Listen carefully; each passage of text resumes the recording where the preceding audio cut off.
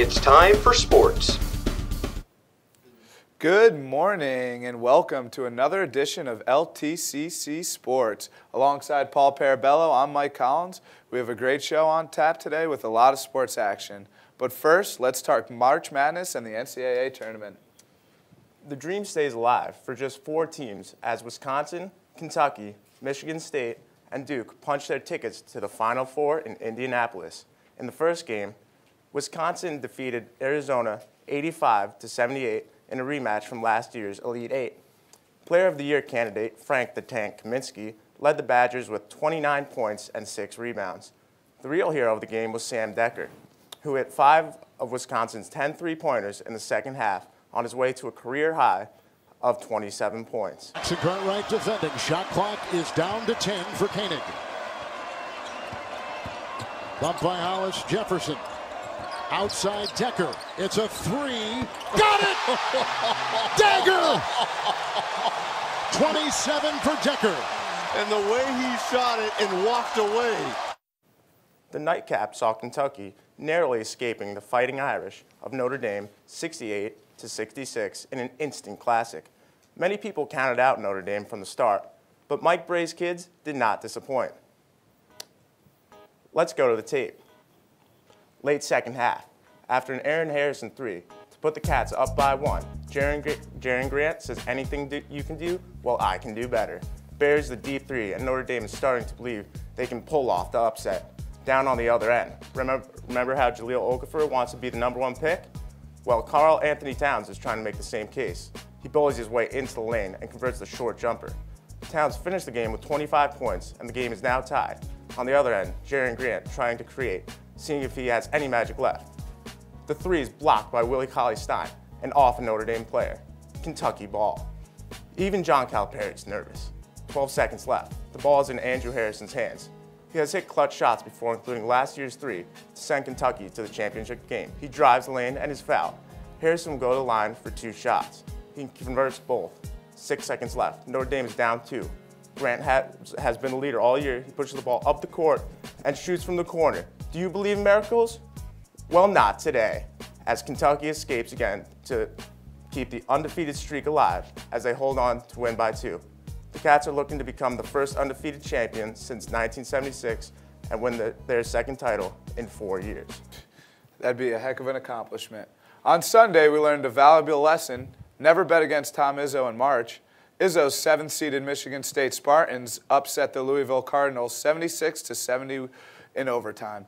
Travis Trice led Sparty with 17 points, and sharpshooting Denzel Valentine added 15 more.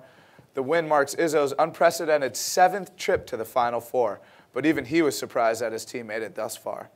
I know people always talk about you need good guard play, and our guards are playing better, but he's been electric and done so much, and so the answer is no. I wasn't really planning on working this late, but God, I love to work at this time of year. I just love to work at this time of year. The final game of the afternoon saw a matchup between 2 of the most successful teams this year, in Duke and Gonzaga. Duke is a team of young guns with NBA talent, led by Jahlil Okafor. The Zags rely on their veteran leadership in Kevin Pangos and Kentucky transfer Kyle Wiltshire. The last spot on the Final Four was on the line, and it was a good one. Justice Winslow of Duke had himself a day. But first, it was ACC Player of the Year Jahlil Okafor with the steal. Ooh, look at the big man move as he finishes with the layup, showing why he should be the top pick in the draft. Okafor again down low.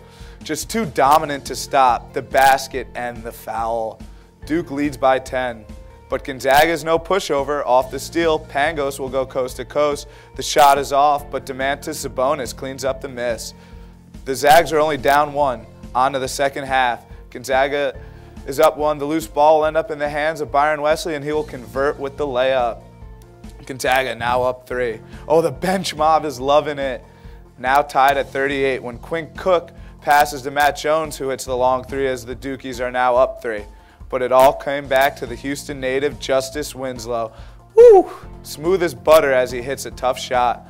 Winslow and Jones led the Blue Devils with 16 points each as Duke goes on to beat Gonzaga 66-52. This will be Coach K's 12th Final Four as Duke will look to win their 5th national championship in school history. So the matchups are now set for the best weekend in college basketball. Duke will play Michigan State with the tip-off just after 6.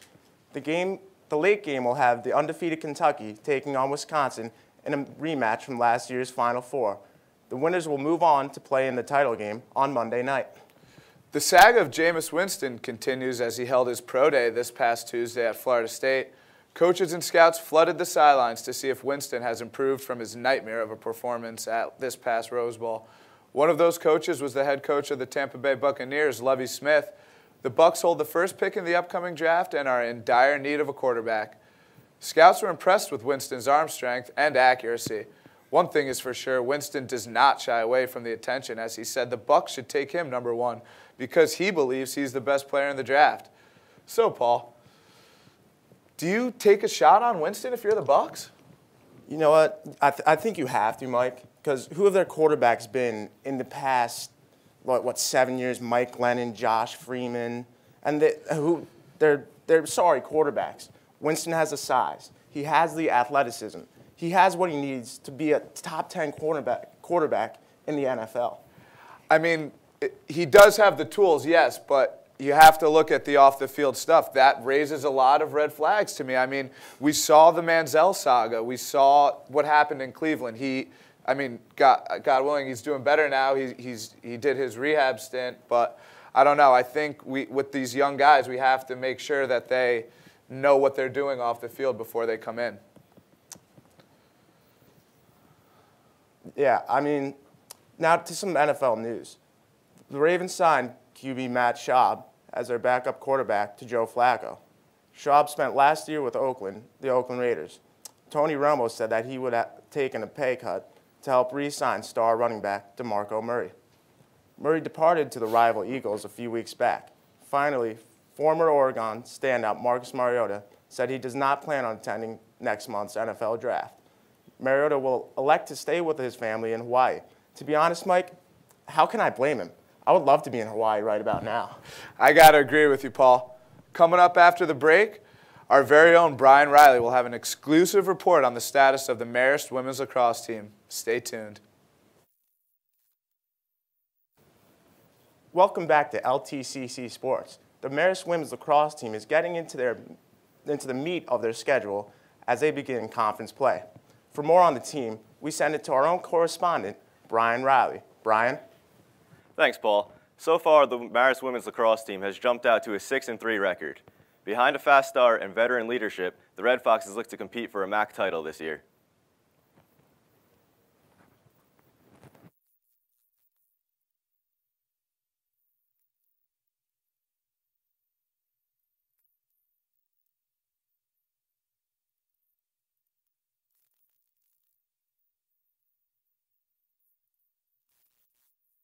Yeah, it looks like we're experiencing a little bit of technical difficulty, but the women's lacrosse team, they were against Canisius. They lost a tough game last night.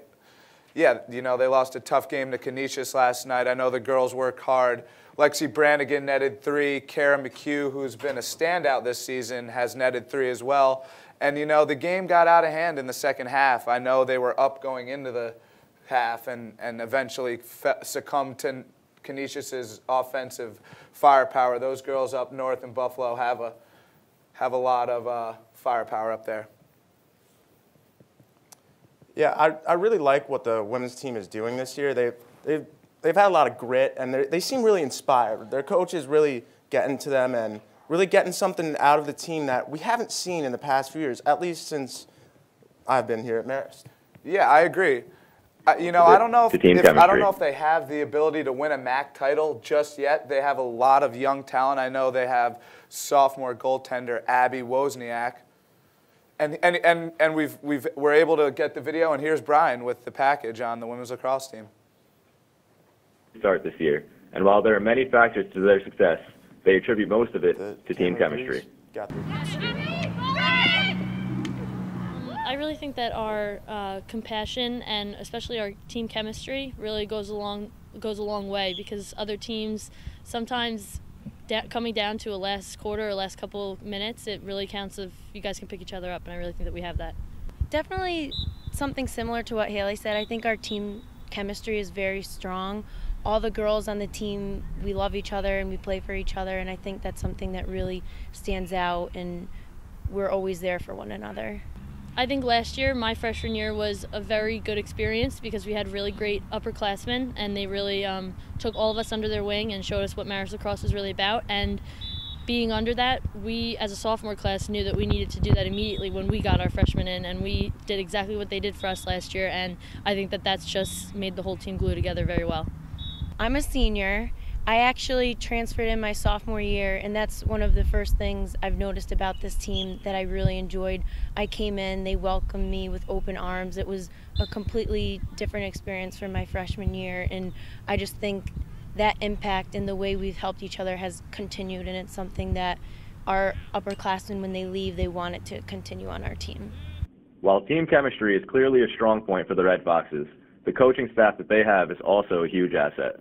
Actually, our coaching staff, both my assistants, have done a really great job with our offense and defense. So they've both been assigned to each unit. So Coach Drummond really takes care of our defense, and Coach Johnson really takes care of our attack. And they've done a wonderful job at really picking apart what we need to work on and improving throughout our fall and making sure our spring is where we peak. So they've done an awesome job, and I really do have to give a lot of credit to them.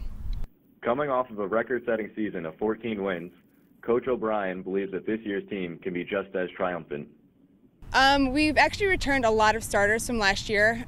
This team has a lot of heart, and as long as they carried that over from last season, we're in a good boat. So they've been doing a really good job with that, and I think that a lot of our girls who have been here for a couple of years have known that that's really the big part of a successful team. So having that again this year has been great, and we're always going to tweak our faults and make sure we get better at the things that we need to work on. With only 6 games left in the regular season, the Red Foxes look to improve on their already impressive season. I'm Brian Reilly for LTCC Sports. Thanks, Brian. Coming up, we have a live interview with one of the key members for the Marist men's lacrosse team. Stay tuned. We'll be right back. Welcome back. Just like the Marist women, the Marist men's lacrosse team is beginning to start conference play, and they're looking to make it back to the MAC title game for a second straight year. For more on the team, we sent it to Mike Scacco as he sat down with freshman attackman Gannon Morrison. Hello, everyone. I'm here with freshman lacrosse player Gannon Morrison, who this past week was awarded the MAC Rookie of the Week, posting 4 points in 2 games. Gannon, thanks for being here. No problem. Thanks for having me. All right, so what does being named MAC Rookie of the Week, what does an award like this mean to you? It means a lot, but it's also a good testament to our team play. Playing really unselfish to get guys like me the ball to put in the net and get some assists. Right, so playing so effectively last week, you had 2 assists and 2 goals in the 2 games. What allowed you to play so effectively? The 5 guys that I put on the field besides me get a lot of attention from the defense. All really known from scout play, stuff like that. So that frees up guys like me that aren't so known on the field to get good opportunities. Right, coming in as a freshman, maybe other teams might not know you very well. So coming in, in high school you were an All-American, first team All-State, first team All-Conference. What was it like coming into Marist and maybe having to take a step back into a smaller role? Yeah, it was definitely different, but that's what the team needed me to do, so it was kind of easy to just step into that role. Yeah, coming into college, how do you think the competition changed coming from high school to college? Definitely faster. Yeah. But it's just lacrosse, just another game. Yeah, that's true. So, in the same week that you went and won MAC Rookie of the Week, Colin Joka was awarded MAC Player of the Week. What was it like playing with him? He scored 7 goals in 1 game. What was that like watching him put such a spectacular performance? Yeah, it's pretty incredible to watch him put on a show like that. I think that tied his career high, which is really impressive. So. Absolutely. All right, well, that's all the time we have. Thank you, Gannon, again for being here. For LTCC Sports, I'm Mike Scacco. Back to you, Paul and Mike. This past Friday, Marist Volleyball found their new coach. The Red Foxes hired Lauren Amundsen to replace former coach Tom Hanna, who departed Marist after 9 seasons to become the head volleyball coach at Akron. Prior to Marist, Amundsen spent 6 seasons at Stonehill College, guiding the Skyhawks to an overall record of 110 wins and 68 losses. When asked about taking the job, Amundsen said she cannot wait to get into the gym and begin working with the student athletes toward their pursuit of a MAC title. Yeah, definitely going to miss Tom Hanna, Paul. On Monday, the Marist softball team swept Conference foe Ryder at Gartland Field. In the first game, senior Melanie White pitched a complete game shutout to give the Red Foxes a 3-0 victory. In Game 2, senior Janine Lally crushed a walk-off grand slam to give Marist a 5-1 victory. After the game, Melanie White spoke about the team's game. The whole game we were just waiting for something big to happen, and it just was even more awesome when it was Jay, because she's been working so hard. I mean, everybody has, and it was just really, really awesome that she was able to take advantage of the situation and just go for it. It was absolutely amazing. My coach brought me over and he was like, let this be one of your senior moments. So I just got into the box and did what he told me. The team is now 11-13 overall and 2-0 in the MAC. The Red Foxes are back in action this Saturday as they take Siena on in a doubleheader at Gartland Field. Former Marist player Rocco Manfrey has made the opening day roster of the Arena Football League's Tampa Bay Storm. Wow. Manfrey was a guard from 2009 to 2013. Manfrey was the starting left guard for the 2013 Marist team that won the Pioneer Football League championship. The Storm are in action this Friday night against the Portland Thunder. Tune in. Coming up next, I'll have your recap of Marist's first Sports Communication and Technology Summit. Stay tuned. Welcome back to LTCC Sports. Now, as we enter the digital age, the use of technology in sports is starting to become a necessity. For more information on how technology and sports are integrated, here's our very own Cailin Burke. This past weekend, Marist College hosted its first Sports Communication and Technology Summit. The event involved student case studies, a discussion panel, keynote address, and workshops, all centering on how sports and technology work together. This was the scene at the summit in its inaugural year, as a part of the Marist College Center for Sports Communication. However, there weren't only Marist students in attendance, but there was a strong turnout from those from other educational institutions, according to co-director Dr. Ryan Rogers. I was really impressed with the diversity we had. You know, we had people from Michigan, we had people from Connecticut, people from Alabama, so I thought we had a pretty solid turnout. Marist senior and sports communication major Leanne Brothers attended the event and says the chance to gain advice from industry professionals is what she enjoyed most. The favorite part was probably the workshops, just because you were able to work with industry leaders, hands-on, one-on-one, and they're able to critique your work, like your websites, your reels, and they gave us a lot of useful feedback. And among those present to talk to students were Frank Golding, former Vice President of YouTube Sports North America, and Chip Foley, the President of High Point Solutions.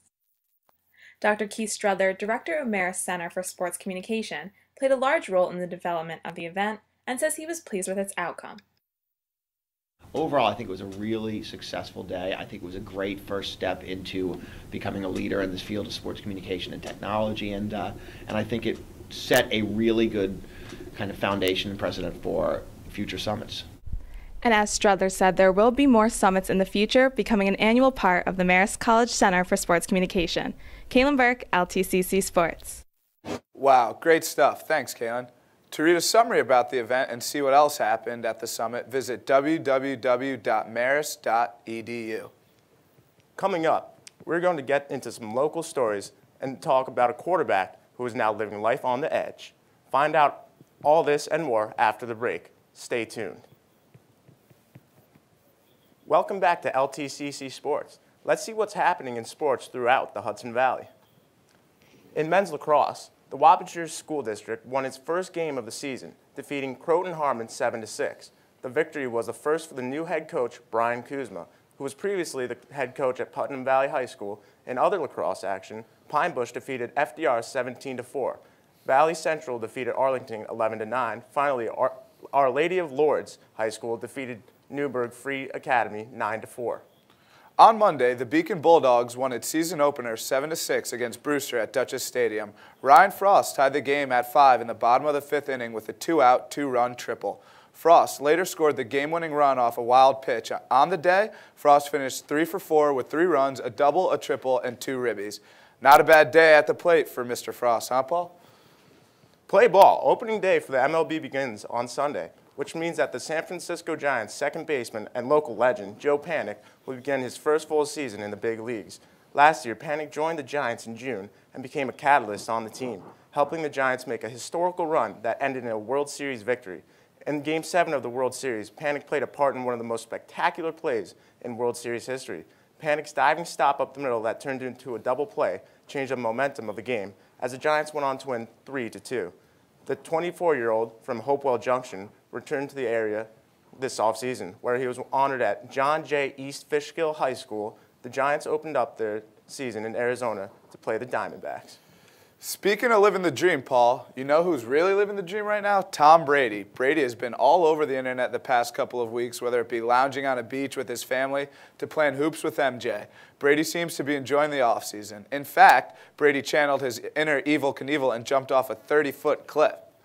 So, Paul, how many feet is it? Your strong leg.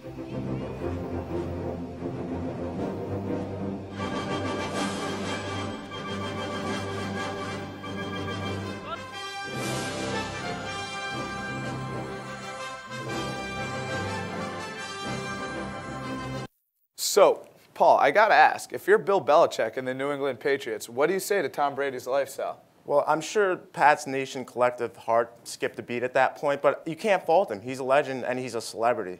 You got to let him do what he wants, Mike. I agree. Got to let Brady be Brady. Exactly. You know? I mean, he is a 4-time Super Bowl champion. I mean, it does kind of put him on Mount Olympus, and you got let Brady be Brady, right? Exactly. That's what you have to do.